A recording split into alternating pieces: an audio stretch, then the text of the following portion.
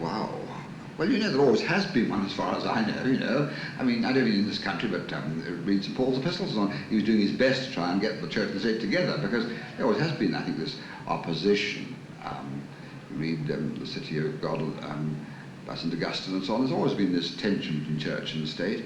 And I should have thought, in a country like this, there was simply bound to be such a conflict, whether the state admits it or not, whether the church admits it or not. They are working for a separation of peoples, black from white, and the Christian church always believes in a coming together of people, so you're inevitably bound to have a conflict. I would only hope that the conflict could be handled in a rather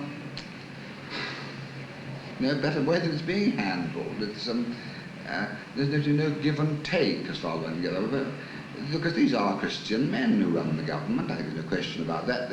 Christianity seems to differ from ours in some ways, but we got this basic thing together, and I should have thought we ought to be able to get a common ground, but we certainly haven't got it yet, unfortunately. But I say this is an ancient thing, right the way through the history of the church.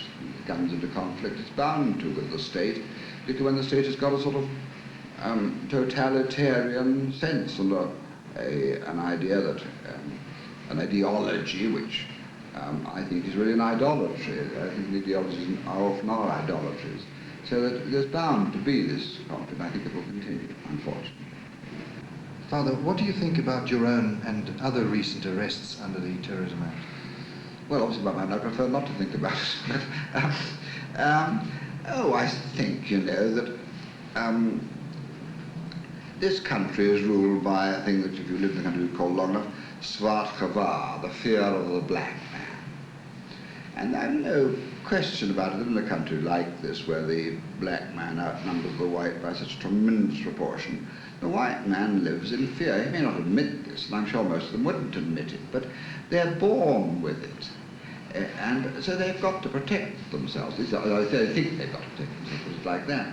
And so the whole thing is built up on fear. And I think this Terrorism Act shows the awful state that we are in. We have to have such an act, so that almost anything that might cause a bit of trouble is punished very, very heavily. It must stem from fear. And I suppose that they will go on doing this kind of arrest because of its intimidatory effect. Is there anything you can say at all about your judgment or the trial or the sentence? Nothing really printable, I don't think. I think it's probably best left. I'll give us some trouble.